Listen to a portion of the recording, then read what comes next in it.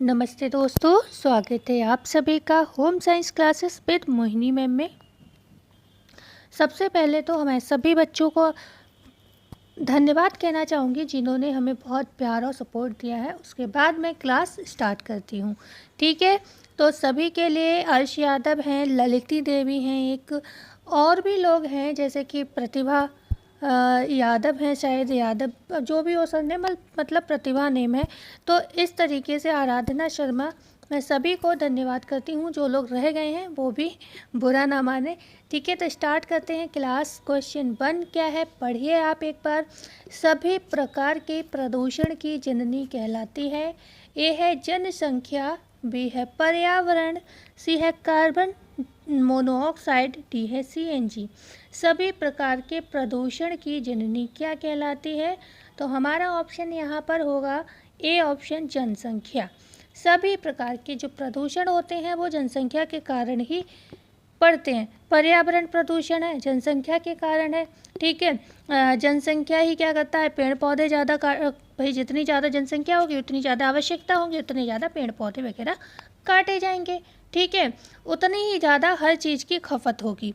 तो जो भी चीज़ें हैं, चाहे वनों की कटाई है, चाहे खनिज संसाधन का अत्यधिक दोहन है, ये सारे जो वातावरण में जो प्रदूषण तेज़ी से फैल रहा है, जलवायु प्रदूषण है, ये सभी जनसंख्या की वजह से ही हो रहे हैं, ठीक है। क्वेश्चन नंबर 2 है, जनसंख्या वृद्धि के कारण होने वाली समस्या नहीं है। ए है जलवायु परिवर्तन, बी है सूखा, बाढ़ व पशु पक्षियों की प्रजाति विलुप्त होना, सी है पर्यावरण संरक्षण, डी है उपर्युक्त सभी। तो जनसंख्या वृद्धि के कारण होने वाली समस्या इनमें से कौन सी नहीं है, ये बताना है। भाई जलवायु परिवर्तन तो हो ही रहा है, जलवायु परिवर्तन की ही देन है। जो सूखा, बाढ़, पशु पक्षियों की जो प्रजातियां हैं विलुप्त होती जा रही हैं, उन पर संकट बढ़ता जा रहा है, ठीक है। और पर्यावरण संरक्षण जो है यहाँ पर आंसर नहीं होगा, ठीक है। क्यों नहीं होगा भाई, पर्यावरण संरक्षण तो अच्छी बात होती है ना, अच्छी बात। अगर पर्यावरण को हम संरक्षित करने लगें तो क्या होगा, जलवायु परिवर्तन होगा ही नहीं। इतना जिस तरीके से हो रहा है इस समय, देखिए कितनी गर्मी हो रही है, ठीक है। इतनी गर्मी नहीं पड़ती थी कभी, लेकिन अब पड़ती है। क्यों? क्योंकि हम लोग एसी वगैरह का यूज़ करने लगे हैं। एसी आपको ठंडक वहाँ देता है जहाँ पर एसी लगा हुआ होता है, लेकिन आपके आसपास का जो भी मॉइस्चर होता है, कभी सोचो जो बाल्टी होती है हम रखते हैं एसी के लिए, उसमें पानी इतना कहाँ से भर जाता है भाई। हमारे जो वातावरण में जो वाष्प है, जो नमी है, जो मॉइस्चर है, उसी को तो एसी खींच रहा है। अब वैसे ही गर्मी का मौसम है, ऊपर से जो मॉइस्चर था वो भी किसी एक घर ने खींच लिया, तो जो आसपास के लोग होंगे वो तो गर्मी से प्रभावित ही होंगे। या आप खुद ही घर से बाहर निकलेंगे, जब एसी रूम से बाहर निकलेंगे तो आप खुद भी प्रभावित होंगे, ठीक है ना। तो इससे हम ये भी कह सकते हैं, जो भी प्रदूषण फैलाता है वही प्रदूषण से प्रभावित भी होता है। मनुष्य फैला रहा है, पर्यावरण को प्रदूषित कर रहा है, तो ऐसा नहीं कोई और प्रभावित हो रहा है। पेड़ पौधे नहीं रहेंगे, मनुष्य प्रभावित होगा। भाई पेड़ पौधे क्या है, वो तो मतलब क्या है, उन्हें काट के फेंक दो, लेकिन प्रभाव तो इंसानों पर ही पड़ेगा, है ना। ऑक्सीजन नहीं मिलेगी, शुद्ध अशुद्ध मिलेगी, शुद्ध नहीं मिलेगी, सारी समस्याएं किसे होंगी, इंसानों को होंगी। तो कारण भी खुद ही है और झेल भी खुद ही रहा है। क्वेश्चन नंबर 3 है, वायु प्रदूषण का कारण निम्नलिखित में से कौन सी गैस है? ए है कार्बन मोनोऑक्साइड, बी है कार्बन डाइऑक्साइड, सी है सल्फर डाइऑक्साइड, या डी है उपर्युक्त सभी। तो आप जानते हो, जब भी हम ईंधन का के रूप में चाहे डीजल को जलाएं, चाहे पेट्रोल है, मिट्टी का तेल है, पत्थर के जो पत्थर हैं, कोयले हैं, लकड़ी है, कंडे हैं, कुछ भी इस्तेमाल करते हैं, या फिर जो कारखाने चलते हैं, भट्टे होते हैं, उनमें ईंट बनाई जाती है, सबसे धुआं निकलता है, ठीक है। विद्युत घर होते हैं, रेलगाड़ियाँ होती हैं, मोटर गाड़ियाँ होती हैं, जनरेटर, ये सब चलते हैं, तो क्या होता है, धुआं निकलता है। देखा है ना आपने, धुआं निकलते हुए काला काला निकलता है, ठीक है। तो इन सब में क्या होता है आपको पता है, कार्बन मोनोऑक्साइड भी होती है, कार्बन डाइऑक्साइड भी होती है, और सल्फर डाइऑक्साइड भी होती है। तो ये तीनों ही गैसें यहाँ पर क्या होती है, वायु को प्रदूषित करने का काम करती हैं, ठीक है। बढ़ते हैं आगे। क्वेश्चन नंबर 4 है, भाई अच्छा लगे तो ज़रूर लाइक शेयर एंड सब्सक्राइब कर दीजिएगा। कक्षा 8 मतलब क्लास 8 की ये क्या है, होम साइंस की बुक है, और कल मैं कोशिश करूँगी क्लास 8 के, इसमें बहुत अच्छे आपके टेक्सटाइल के प्रश्न दिए हुए हैं, तो मैं सोच रही हूँ ये वाले प्रश्न और मैं करा दूँ। और अगर मुझे देखा कुछ टॉपिक, क्योंकि न्यूट्रिशन साइंस वाला जो हेल्थ का जैसे हेल्थ साइंस में जो क्वाशियोरकर है या विटामिन्स की जो परेशानियां हैं वो हेल्थ साइंस में भी आती हैं और उधर न्यूट्रिशन साइंस में भी आती हैं, तो वो मैं आपको कवर करा चुकी हूँ, तो वो उसमें से कराने की आवश्यकता नहीं है। ठीक है, तो मैं सोच रही हूँ बस इतना करा के 8th क्लास की बुक, अगर 7th क्लास की बुक में कुछ खास निकलता है इसके अलावा तो मैं वो आपको पढ़ा के उसके बाद मैं एक बुक ढूंढने की कोशिश कर रही हूँ। मुझे अभी वो मिल नहीं पा रही है, क्लास 12th सरकारी बुक, 12th क्लास की सरकारी बुक मैं ढूंढ रही हूँ। क्यों? क्योंकि ये बुक मुझे अवेलेबल नहीं हो रही, और मैंने एक बार ये बुक किसी बच्ची के पास देखी थी जब मैं टीचिंग करती थी तब। ठीक है, और इसमें बहुत इंपॉर्टेंट प्रश्न है, और ये पतली बुक भी नहीं है, बहुत मोटी बुक है, मतलब इसमें बहुत ज़्यादा हमारे हिसाब से क्वेश्चन, मतलब क्वेश्चन की संख्या भी ज़्यादा मिलेगी आपको। तो वो बुक मुझे एक बार मिल जाए, मैंने शॉप पे पता कर लिए, वहाँ मुझे नहीं मिली, मैं सरकारी स्कूल की NCERT की बुक चाह रही हूँ, फिर तो बल्ले बल्ले हो जानी है, क्योंकि लगभग 9th 10th के मैं आपको क्वेश्चन दे चुकी हूँ। 8th 7th भी निपट जाएगा, क्योंकि 8th 7th के काफ़ी टॉपिक मैच कर रहे हैं। उसके बाद हम सीधे आपको 12th क्लास की बुक पे आ जाएंगे। तो अब मैं कोई एक्स्ट्रा बात नहीं करूँगी, बस आप लोग चैनल को लाइक शेयर एंड सब्सक्राइब जोरों शोरों से कर देना बस। इसके बाद अब हम क्लास कंटिन्यू करते हैं।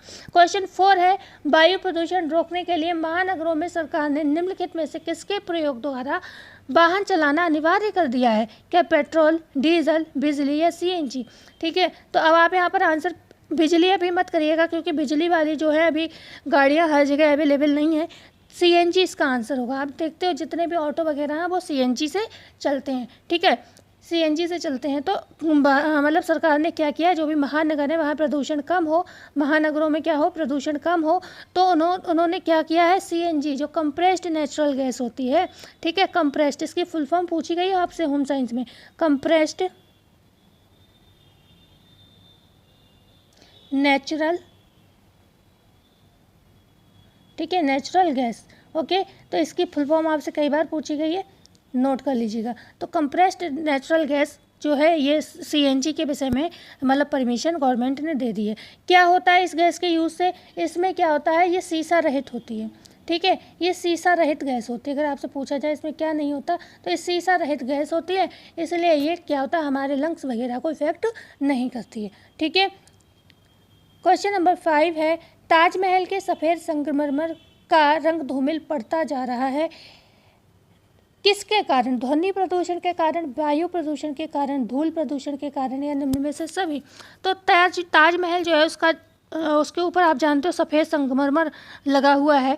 ठीक है, तो पत्थर जो है संगमरमर का है, तो ये क्या है, वायु प्रदूषण के कारण क्या हो रहा है, धूमिल, इसका कलर जो होता है फेड होता जा रहा है।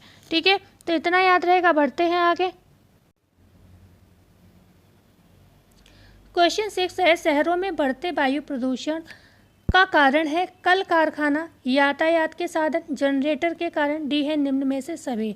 तो अभी हमने जस्ट आपको बताया, जो भी शहरों में वायु प्रदूषण बढ़ रहा है उनके ये सारे कारण हैं।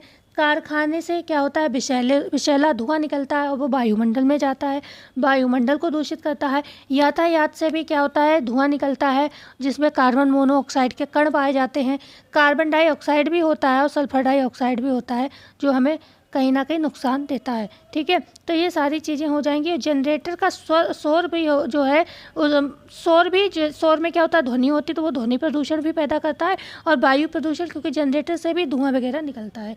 ठीक है, तो ये सारे सही हो जाएंगे। क्वेश्चन नंबर 7, भोपाल गैस त्रासदी का समय बताना है आपको। ये क्वेश्चन आपसे कई बार पूछा गया है, तो इसे हल्के में मत लेना, ना ही इसे GK का क्वेश्चन समझ लेना, है GK का, लेकिन आपके होम साइंस में पूछा जाता है। भोपाल गैस त्रासदी का समय अगर पूछा जाए, क्या 1981 है, 82 है, 84 है या 86 है?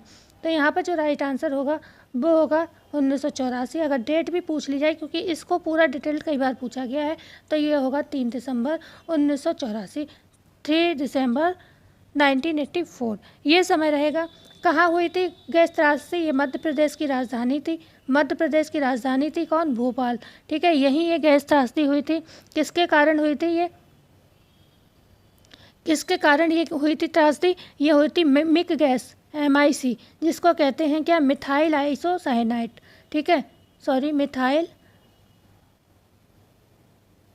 आइसोसाइनाइड के कारण। ठीक है, आइसोसाइनाइड नेट के कारण, ठीक है, आइसोसाइनेट के रिसाव के कारण ये घटना हुई। ये संयुक्त राज्य अमेरिका की एक कंपनी थी, ठीक है। भोपाल शहर में क्या था, ये जहरीली मिग गैस बनाने के लिए इन्होंने कारखाना लगाया था, संयुक्त राज्य अमेरिका वालों ने। कितने व्यक्ति मर गए थे? 18,000 व्यक्तियों की तुरंत मृत्यु हो गई थी इसमें, ये याद रखिएगा। और जो लोग बच गए वो आज तक कहे जाते हैं कुछ ना कुछ बीमारी से ग्रसित थे, जिसकी हम अगले क्वेश्चन में बात करेंगे। क्वेश्चन 8 है, भोपाल गैस त्रासदी में मिथाइल आइसोसाइनेट गैस के रिसाव के कारण जिंदा बचे लोगों में निम्नलिखित समस्याएं देखी गईं। ए है कैंसर, बी है फेफड़े, सी है पेट की बीमारी, डी है निम्न में से सभी। तो यहाँ पर क्या होगा, हमारा राइट आंसर होगा डी, निम्न में से सभी। कैंसर भी, फेफड़े की प्रॉब्लम भी और पेट की बीमारी भी। भाई गैस थी, सांस लोगे तो फेफड़ों में तो जाएगी, तो श्वसन के सारे अंग ही खराब होंगे। क्वेश्चन 9 है, फसलों के कीटों को नष्ट करने के लिए प्रयोग किए जाने वाले रसायनों के छिड़काव से निम्नलिखित प्रभाव पड़ता है। क्या दूषित रक्त, मतलब रक्त दूषित हो जाता है, व्यक्ति चिड़चिड़ा, थकान वाला या सिर दर्द होता है। बी है श्वास नली में घाव, दमा व कैंसर हो जाता है। सी है क्लोरोफिल का नष्ट होना। डी है उपर्युक्त सभी। अब ये क्वेश्चन एक चीज़ में आप हमेशा याद रखिएगा, मैं जो उपर्युक्त सभी, मेरे क्वेश्चन में ज़्यादातर ऐसा ऑप्शन आपको मिलता है। उसका रीज़न ये है कि हम कोई PYQ सॉल्व नहीं करा रहे हैं कि जैसे ऑप्शन आयोग ने दिए मैं एज इट इज़ रख दूँ। यहाँ पर मेरा, आप लोगों ने थ्योरी पढ़ाने को भी लगभग बच्चों ने मना किया, क्योंकि थ्योरी आप लोगों को अवेलेबल हो रही है कई चैनल से, तो आप प्रैक्टिस ही चाह रहे हो। हालांकि प्रैक्टिस भी कई चैनल करा रहे हैं, लेकिन SCRT और NCRT शायद ही कोई करा रहा होगा, ठीक है। तो आप लोग प्रैक्टिस पे खुश हो, तो प्रैक्टिस पे खुश होने का रीज़न ये है कि ये टॉपिक आपको NCRT के हिसाब से किसी ने शायद ही पढ़ाए हैं।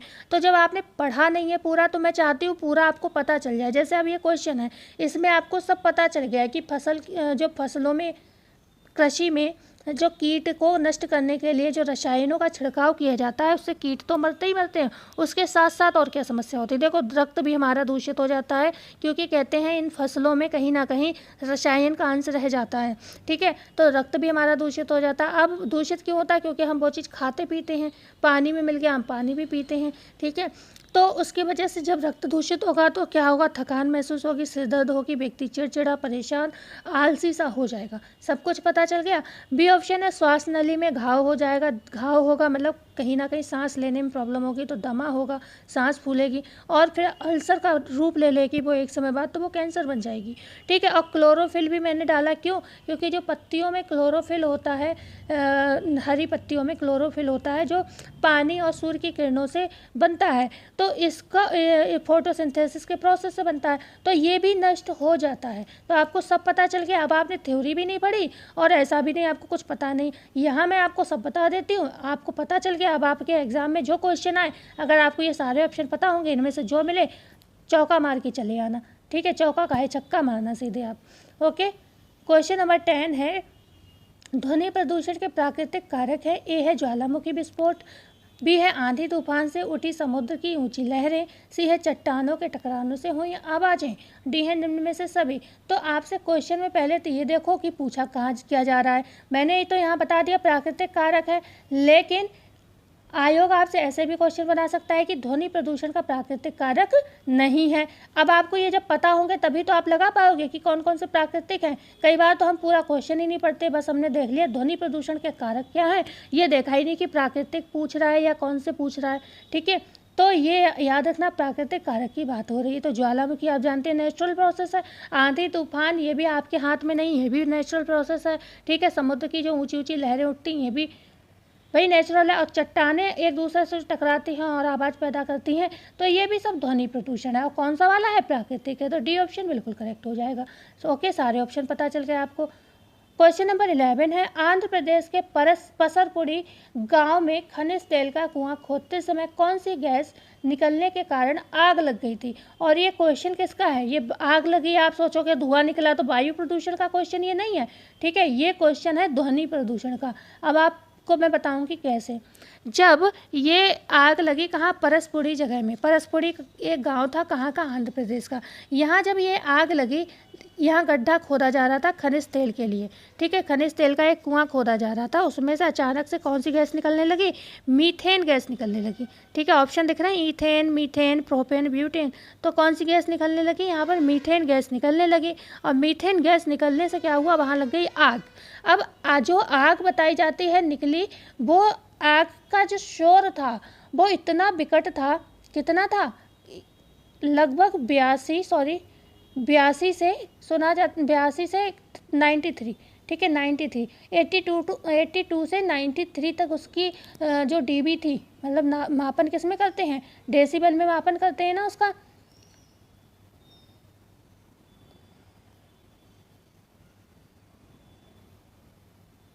ठीक है, डेसिबल में मापन करते हैं। तो ये सुना जाता है कि 80 to 93 डीबी उसकी क्या थी, शोर था, उसके अंदर आवाज़ थी जो मानव की सहन शक्ति से बाहर था। मतलब उस आग में इतना शोर था, चटर पटर की खूब आवाज़ें आ रही थी, ठीक है। तो ये आपकी एनसीईआरटी की 8th क्लास की बुक में दिया है। और ऐसे प्रश्न आपसे अचानक पूछे जाते हैं और हमें पता नहीं होता, इसे ज़रूर नोट करके रखना। ये क्वेश्चन बहुत इंपॉर्टेंट है, क्योंकि आपको पता है भोपाल गैस त्रासदी से, ग्रीन हाउस गैस से क्वेश्चन होम साइंस में आते ही आते हैं।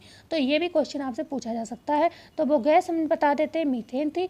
और इतना ज़्यादा इसका शोर था, हम लोग इतना शोर नॉर्मल कान हमारे नहीं बर्दाश्त कर पाते, ठीक है।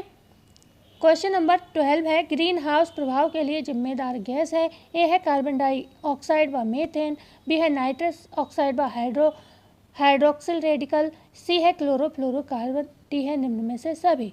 अच्छा, ग्रीन हाउस प्रभाव क्या होता है, देखो हमारा जो वायुमंडल है ना, तो उसमें क्या होता है, सूर्य की किरणें आती हैं, और सूर्य की किरणें आई ज़मीन पे, कहाँ, धरती पे टकराई, ओके। और उसके बाद क्या होता है, जब टकराती हैं तो ये सूर्य की किरणें वापस होनी चाहिए। लेकिन होता क्या है, जो आपकी ये चीज़ें दे रखी हैं, जितनी भी ये गैसें दे रखी हैं, कार्बन डाइऑक्साइड, मीथेन है, नाइट्रस ऑक्साइड, हाइड्रोक्सिल रेडिकल है, क्लोरोफ्लोरोकार्बन है, ये क्या अपनी एक लेयर बना लेती हैं। तो इस लेयर की एक समस्या है, यहाँ से सूर्य की किरणें नीचे तो आ जाती हैं, लेकिन यहाँ से सूर्य की किरणें जब धरती पर टकराती हैं तो ये वापस नहीं जा पाती हैं, वापस ऊपर नहीं जा पाती हैं, जिसके कारण क्या होता है, ज़मीन का जो धरती का तापमान है बढ़ता जा रहा है, ठीक है। मतलब जो अंतरिक्ष है उसके से किरणें नीचे आ तो जाती हैं पर ऊपर जाने नहीं पाती हैं, इस चादर की वजह से। चादर किसकी है, इन सभी चीज़ों की है, ठीक है। तो इसलिए धरती का तापमान दिन ब दिन बढ़ रहा है, और इसी को हम कहते हैं ग्रीन हाउस इफेक्ट। क्या कहते हैं इसको हम, ग्रीन हाउस, लिखा है ग्रीन हाउस प्रभाव, हम इसी के लिए कहते हैं। अब आपको ये भी पता चल गया होगा, ये सारी ही गैसें जिम्मेदार है, मैंने आपको बता दिया, ठीक है। तो ग्रीन हाउस गैस के लिए ये सभी गैसें जिम्मेदार हैं, ग्रीन हाउस प्रभाव के लिए सभी गैसें जिम्मेदार हैं। क्वेश्चन नंबर 13, 2 से 5 वर्ष के बच्चों को विटामिन ए की खुराक दी जाती है, 1 माह में, 3 माह में, 6 माह में, साल में एक बार।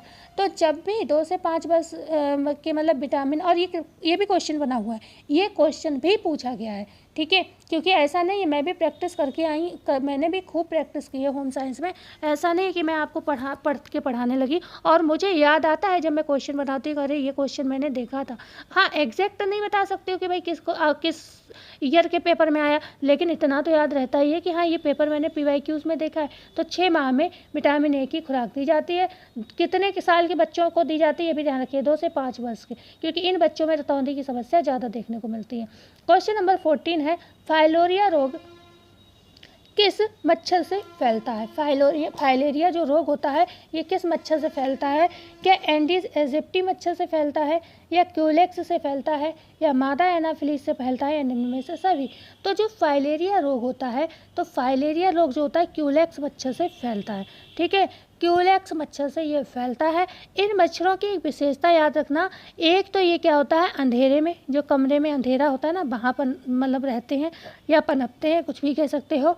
और गहरे रंग के कपड़ों के पीछे छिपे होते हैं। अगर आपसे पूछा जाए कैसे रंग के कपड़ों के पीछे, तो कई ऑप्शन आपसे दे दिया जा सकता है कि रेड होता है, ब्लू होता है, ग्रीन होता है, हल्के होते हैं, गहरे होते हैं। तो ध्यान रखिए गहरे रंग के जो कपड़े होंगे वहाँ ये फाइलेरिया रोग का जो क्यूलेक्स मच्छर होता है वहाँ रहता है। ये अंधेरे वाले स्थान पे गहरे रंग के कपड़ों के पीछे ये मच्छर छुपे रहते हैं। और जैसे ही उन स्थानों से मतलब आप पहुँचते हो या अंधेरा होता है, कुछ भी होता है, जब उनका समय होता है तो ये मनुष्य को काटते हैं। ठीक है, तो यहाँ पर बी ऑप्शन करेक्ट हो जाएगा। एंडीज एजिप्टी मच्छर से आप जानते हो क्या होता है, एंडीज एजिप्टी मच्छर से क्या होता है, डेंगू होता है, और ये भी वायरस के कारण होता है। ठीक है, वायरस के कारण होता है। ओके, किसके कारण होता है, वायरस के कारण होता है।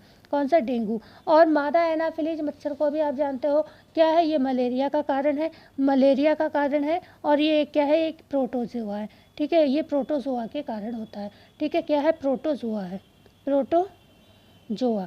डेंगू का मच्छर क्या है, वायरस है, और ये प्रोटोजोआ है। ठीक है, बढ़ते हैं हम आगे। Question number 15। फाइलेरिया रोग में निम्न लक्षण पाए जाते हैं। ए है पैर में सूजन हो जाना, बी चलने में परेशानी होना, सी केवल बी, डी एवा भी दोनों। अब ये क्वेश्चन बहुत इजी था क्योंकि पैरों में सूजन है तो कहीं ना कहीं चलने में परेशानी होगी, तो डी ऑप्शन करेक्ट हो जाएगा। क्वेश्चन नंबर 16 है, मलेरिया रोग में प्रकट होने वाला लक्षण इनमें से नहीं है। ए है ज्वर बार बार उतरता व चढ़ता है, बी है रोगी कांपता है, क्वेश्चन देखिएगा नहीं है लगा है। ठीक है, तो नहीं का ऑप्शन ढूंढना है। बुखार उतरने पर पसीना नहीं आता, जी मिचलाना व बमन होना। मतलब मलेरिया रोग जब होता है तो इसमें बहुत सारी समस्याएं देखने को मिलती हैं। क्या क्या समस्याएं होती हैं, ज्वर आता है मतलब बुखार आता है, और कैसा बुखार आता है, कभी उतर जाएगा कभी चढ़ जाएगा, इस तरीके का बुखार आता है। ओके, रोगी कांपता है, ये भी सही है। बुखार उतरने पर पसीना ना आना, सी ऑप्शन जो है सही होगा हमारे क्वेश्चन के हिसाब से। ऐसा नहीं है, बुखार जब भी आएगा पसीना ज़रूर आएगा। नॉर्मल बुखार जब भी उतरता है तो पसीना आता है, जब भी बुखार उतरेगा तो पसीना ज़रूर आएगा मलेरिया में, तो सी ऑप्शन करेक्ट हो जाएगा। बकाया जी भी घबराएगा, उल्टियाँ भी होगा। ठीक है, पित्त बहुत बनेगा, पित्त भी उल्टी में निकलेगा, सिर भारी रहेगा। ओके, तो ये सारी चीज़ें हैं, कमजोरी हो जाएगी, ये सब नॉर्मल चीज़ें आपको पता ही होगा। क्वेश्चन नंबर 17, निम्न में से वह गंभीर रोग जो एक साधारण जुकाम से भी हो सकता है। जैसे कि एक बात क्यों कही गई, ये क्वेश्चन क्यों लाए हैं, क्या होता है, हम लोग जुकाम सर्दी होता है लंबे समय तक चलो 1-2 दिन हो गया तो कोई बात नहीं, लेकिन महीनों हो गए हैं, 6 महीने हो गए हैं, 2-3 महीने हो गए, हम सोचते हैं अरे साधारण जुकाम है कोई बात नहीं। लेकिन जो एक ये जुकाम भी होता है, साधारण वाला जुकाम भी क्या होता है, गंभीर रोग पैदा कर देता है, जैसे ब्रोंकाइटिस हो जाना, निमोनिया हो जाना, क्षय रोग हो जाना, उपर्युक्त सभी। तो डी ऑप्शन यहाँ करेक्ट होगा। जो ये नॉर्मल सा जुकाम होता है ये कन्वर्ट हो सकता है निमोनिया में, टीबी में, ब्रोंकाइटिस में, और ये सभी लंग्स को कहीं ना कहीं इफेक्ट करते हैं, फेफड़ों के रोग होते हैं ये। ठीक है, तो ध्यान रखिएगा कि अगर जुकाम लंबे समय तक रहता है तो ज़रूर डॉक्टर से जांच कराई जाए और सलाह ली जाए। क्वेश्चन नंबर 18 है, इन्फ्लुएंजा की स्थिति प्रकट होने पर लेना चाहिए विटामिन ए, विटामिन डी, खनिज पदार्थ, या डी है निम्न में से सभी। अगर इन्फ्लुएंजा की स्थिति प्रकट हो रही है तो इनमें से क्या लोगे, तो याद रखना, क्योंकि विटामिन ए को क्या कहते हैं, संक्रमण रोधी विटामिन कहते हैं, संक्रमण रोधी विटामिन कहते हैं। ओके, संक्रमण रोधी विटामिन कहते हैं। तो संक्रमण रोधी विटामिन विटामिन ए है, लेकिन विटामिन डी भी क्या होता है, संक्रमण को कैसे मारता है भाई, धूप की, सूर्य की किरणें पड़ेंगी तो जो भी स्किन की समस्याएं होंगी वो नष्ट होंगी, विटामिन डी एक्टिव होगा तो आपकी हड्डियां वगैरह काम करती रहेंगी, और जो कैल्शियम वगैरह फॉस्फोरस आप ले रहे हो ये भी अवशोषित होता रहेगा। ओके, और मिनरल्स भी कहीं ना कहीं आपके लिए फ़ायदेमंद होते ही होते हैं। ओके, कैल्शियम है, कैल्शियम हो गया, फॉस्फोरस हो गया, ये सब मिनरल्स हैं, तो ये सब आपको लेते रहने चाहिए। डी है निम्न में से सभी। तो इन्फ्लुएंजा की स्थिति में ये सारी चीज़ें करनी चाहिए। अगर आपको एक कोई ऑप्शन मिले तो भी आप ध्यान रखिए विटामिन ए, विटामिन डी, खनिज पदार्थ। हालांकि फायदेमंद तो भाई प्रोटीन क्या नहीं लेना चाहिए कि कार्बोहाइड्रेट नहीं लेना चाहिए, लेना चाहिए, लेकिन क्योंकि एक संक्रमण रोधी चीज़ें हैं, ये संक्रमण को मारती हैं कहीं ना कहीं, इसलिए हमें ये मुख्य रूप में लेनी चाहिए। ठीक है, खासतौर से विटामिन। क्वेश्चन नंबर 19, इन्फ्लुएंजा के चिन्ह प्रकट होते हैं। ए है 12 से 14 दिन में, बी है 12 से 2 दिन में, सी है 12 घंटे से 2 दिन में, डी है 15 दिन में। तो इन्फ्लुएंजा की जब भी कंडीशन होती है तो ये 12 घंटे से 2 दिन में प्रकट होने लगते हैं इनके लक्षण और चिन्ह। ठीक है, और एक चीज़ बता दो, ये संक्रमण से संबंधित जो भी प्रश्न हैं आपको हमारे इसी प्लेलिस्ट में, जहाँ मैं इसको लगाऊंगी वहीं आपको ये मिल जाएगा। आप हेल्थ साइंस SCERT की प्लेलिस्ट पे जाएंगे, आप सिर्फ हेल्थ साइंस देखना, आगे तो कोई मतलब नहीं, आप हेल्थ साइंस देखना, हेल्थ साइंस की प्लेलिस्ट पे जाएंगे, आपको जितने भी हमने संक्रमण से होने वाली समस्याएं हैं सभी के क्वेश्चन कराए हैं। ये बस 8th क्लास की बुक में दिए इसलिए यहाँ पर करा रही हूँ, ठीक है। तो सी ऑप्शन करेक्ट हो जाएगा। क्वेश्चन नंबर 20, निमोनिया को कहा जाता है जुकाम, बुखार, फेफड़ों की सूजन, डी है उपर्युक्त सभी। तो निमोनिया में क्या होता है, फेफड़ों में सूजन हो जाती है, इसीलिए इसको फेफड़ों की सूजन कहा जाता है, ठीक है। सी ऑप्शन करेक्ट होगा। क्वेश्चन नंबर 21 है, निम्नलिखित में से कौन सा रोग संपर्क द्वारा नहीं फैलता? ए है खसरा, बी है टीबी तपेदिक मतलब, सी है फ्लू, या डी है चेचक। इनमें से ऐसा कौन सा रोग है जो संपर्क द्वारा नहीं फैलता है, ठीक है। तो आपको पता है खसरा भी संपर्क से फैलता है, ठीक है। और फ्लू जो होता है, फ्लू भी संपर्क से ही फैलने वाला रोग है, ओके। चेचक भी संपर्क द्वारा फैलने वाला रोग है। तो क्या बचा? टीबी जो होता है, ये टीबी जो होता है तपेदिक भी बोलते हैं, ये क्या है, दूषित हवा के कारण फैलता है, दूषित हवा के कारण फैलता है। दूषित हवा में इसके क्या विषाणु होते हैं, जो भी जीवाणु से होने वाला, टीबी तो जीवाणु से होता है ना, तो जो भी जीवाणु होते हैं क्या होता है, हवा में मिल जाते हैं, ओके। तो दूषित कर देते हैं हवा को, और जब व्यक्ति सांस वगैरह लेता है तो उससे क्या है, वो मतलब एक व्यक्ति से जो जीवाणु हवा में गए हैं, हवा को दूषित किया और दूसरे व्यक्ति में पहुंच जाएंगे सांस द्वारा, और उसे भी ये कहीं ना कहीं संक्रमित कर देंगे। तो यहाँ पर जो संपर्क द्वारा कौन कौन सा रोग है, खसरा है, फ्लू है, चेचक है, ठीक है। ये सब एक दूसरे के टच करने से, चेचक को चिकन पॉक्स कहते हैं, एक दूसरे के टच करने से, संपर्क में आने से फैलते हैं। जुकाम है, कोल्ड भी संपर्क द्वारा ही फैलता है, ठीक है। खसरा को मिजल्स कहते हैं, लेकिन टीबी जो है दूषित हवा से फैलता है। क्वेश्चन नंबर 22 है, निम्नलिखित में से कौन सा रोग दूषित हवा से नहीं फैलता? हैजा, बी है पेचिश, सी है निमोनिया, डी है तपेदिक। अभी जस्ट मैंने बताया कि तपेदिक तो क्या है, दूषित हवा से ही फैलता है, और आपको पता है निमोनिया भी दूषित हवा से फैलता है ना। और इसके साथ साथ पेचिश बचा और हैजा बचा। पेचिश जो होता है, अच्छा हाँ, 2 ऑप्शन है यहाँ गलत, 2 ऑप्शन जो है मैंने गड़बड़ दे दिए, कोई नहीं। तो हैजा और पेचिश ये दोनों क्या है, दूषित भोजन से, जल से एवं मक्खियों से फैलते हैं, दोनों। डिसेंट्री और जो कॉलरा है, ये दोनों किससे फैलते हैं? दोनों ऑप्शन सही हैं, ठीक है, 2 ऑप्शन सही हैं, ओके। तो हैजा भी नहीं फैलता है दूषित हवा से, और पेचिश भी नहीं फैलता है। देखो मेन लॉजिक ढूंढना है, मेन चीज़ क्या है, मेन चीज़ क्या है हैजा और पेचिश के लिए, क्या है, दूषित भोजन, जल एवं मक्खियाँ। तो ये आपको पता होना चाहिए, ठीक है। तो क्वेश्चन नंबर 23, एड्स फैलता है विषाणु द्वारा, संक्रमित रक्त द्वारा, संक्रमित सिरिंज द्वारा, डी है निम्नलिखित में से सभी। तो जो एड्स होता है वो किससे फैलता है भाई ये देखो, इसमें एग्जैक्ट तो कुछ पूछा नहीं गया, सीधे पूछा है एड्स फैलता क्या, तो ये भी पता है ये वायरस द्वारा होता है, तो विषाणु भी सही हो जाएगा। संक्रमित रक्त द्वारा भी फैलता है, तो ये भी सही हो जाएगा।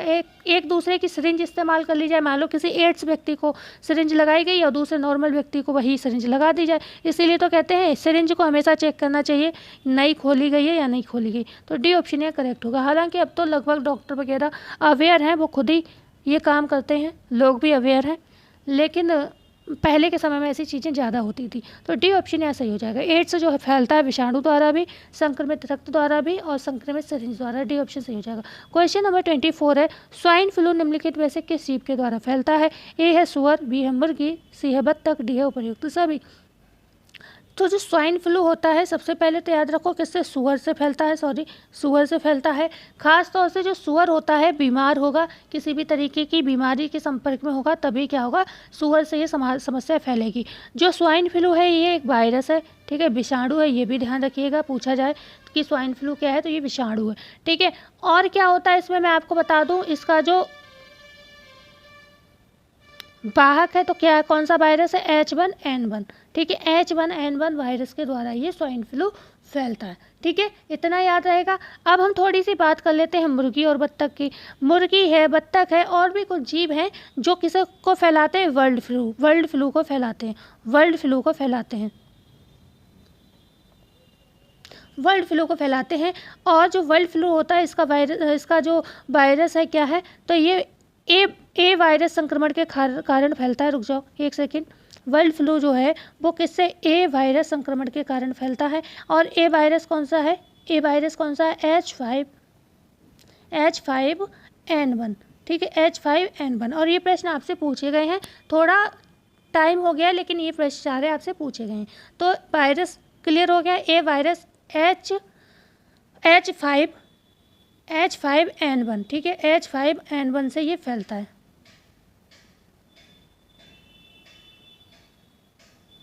पता है, फ़ोन की स्क्रीन पे उंगली से लिखो तो लिखने में आधे आधे शब्द रह जाते हैं, उंगली सही से काम नहीं करती है स्क्रीन पे फ़ोन की, ठीक है। तो इसलिए थोड़ा आपको लिखने वाली चीज़ें मैं कम समझा पाती हूँ, बकाया वैसे मैं बोलती इसीलिए ज़्यादा हूँ कि मैं आपको समझा सकूँ। और अगर आपसे पूछा जाए वर्ल्ड फ्लू जो मुर्गी और बत्तख, तो मैंने बता दिया। इसके बाद लगभग कोई भी जंगली जीव है या जलीय जीव है, जंगली व जलीय जीव से फैलते हैं, जंगली व जलीय जीव, सॉरी, जलीय जीव से फैलते हैं, ठीक है, तो ध्यान रखिएगा। तो क्वेश्चन लास्ट है, मिलान करना है। अच्छा, मिलान करना है आपको। क्या है क्वेश्चन? मिलान कीजिए सूची 1 की सूची 2 से। एक तरफ जुकाम दिया है और टीबी दिया है, हैजा दिया है, मलेरिया दिया है। दूसरी तरफ दूषित जल, भोजन एवं मक्खी संपर्क द्वारा, दूषित हवा द्वारा या मादा एनाफिलीज द्वारा। अब आपको ये मैच करके बताना है कि ये जो समस्या है, कौन सी समस्या किसके कारण होती है। देखो, जुकाम को अभी हमने बताया जस्ट संपर्क द्वारा होता है। टीबी को हमने क्या बताया था, ये दूषित हवा के द्वारा होता है, ठीक है। हैजा क्या होता है, दूषित जल एवं भोजन एवं मक्खी के द्वारा होता है, ठीक है। और मलेरिया मादा एनाफिलीज के कारण होता है। तो क्लियर हो गया क्या है, तो 2 3 1 4, 2 3 1 4, 2 3 1 4। अच्छा, यहाँ पे हम बताएं, बी ऑप्शन करेक्ट होगा। 2 3 1 तो सही दिया, यहाँ पे 2 दोबारा रिपीट हो गया, 4 कर लो, ठीक है, यहाँ पे 4 कर लो। तो बी ऑप्शन करेक्ट हो गया। क्लास कैसी लगी बताना ना भूलिएगा। अच्छी लगी हो तो लाइक ज़रूर करिएगा, शेयर ज़रूर करिएगा और चैनल को सब्सक्राइब ज़रूर करिएगा। मिलते हैं ऐसे ही वीडियो में, जब तक के लिए धन्यवाद।